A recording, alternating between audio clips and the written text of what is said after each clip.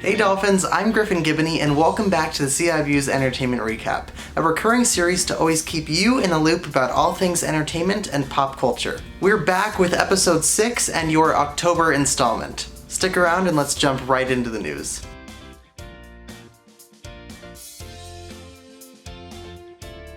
Starting off with box office numbers, in a surprising turn of events, Marvel Studios' Shang-Chi and the Legend of the Ten Rings opened on September 3rd to a staggering $71.4 million, shattering the previous record for Labor Day weekend of $30 million. And since opening, Shang-Chi has garnered the #1 spot on the list for the highest domestic box office earnings of 2021, earning just below $200 million to date, and just recently surpassing Marvel's last major film, Black Widow. This situation has showed us that even though the pandemic is still present, people are willing to return to the theaters, and movie theaters are still a viable business, when for a while that really did not seem like the case. The shock of Shang-Chi's opening also did not cause any major release date shifts, as was expected if the movie didn't perform well. Moving over to upcoming releases, Venom: Let There Be Carnage, the sequel to 2018's Venom, debuts today, October 1st, exclusively in theaters.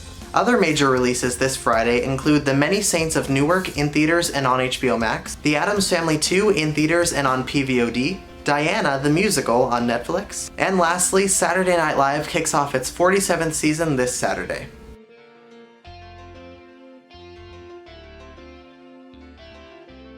Moving over to Broadway's reopening, as promised, I'm going to be listing every Broadway show either opening or reopening in that month.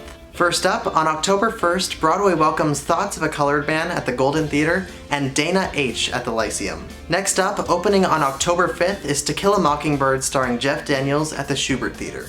Then on October 7th, Freestyle Love Supreme, the Improv Spectacular, reopens at the Booth Theater. Next up, October 8th sees the reopening of the incredible Tina, the Tina Turner musical at the Lunfontaine Theater. Also on October 8th, the highly anticipated revival of Caroline or Change opens at Studio 54. Next up, Girl from the North Country opens on October 13th at the Belasco Theater. On October 16th, Ain't Too Proud, The Life and Times of the Temptations returns to the Imperial Theater. Next up, on October 21st, Jagged Little Pill, featuring music from Alanis Morissette, reopens at the Broadhurst Theater. Also on October 21st, Mrs. Doubtfire the Musical finally opens, starring Rob McClure.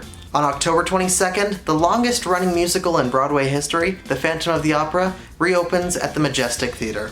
And finally, closing out October on the 29th is the Broadway premiere of the award-winning play, Trouble in Mind.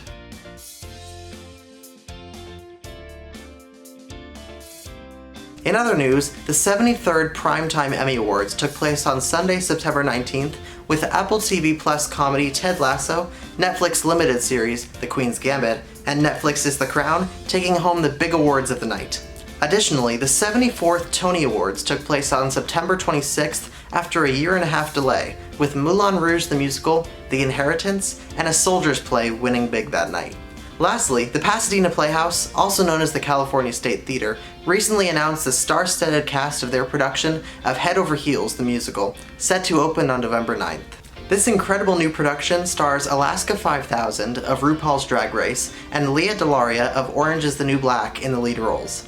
Additional casting includes Tiffany Mann and George Salazar of Broadway's Be More Chill, and Shawnice Williams of NBC's The Wiz Live. Tickets are on sale now on the Pasadena Playhouse's website. Alright Dolphins, we've come to the end of episode 6 of the CIVU's Entertainment Recap. We hope you enjoyed, and we hope you'll stay tuned on October 12th, where we'll debut our first CIVU print edition of the school year.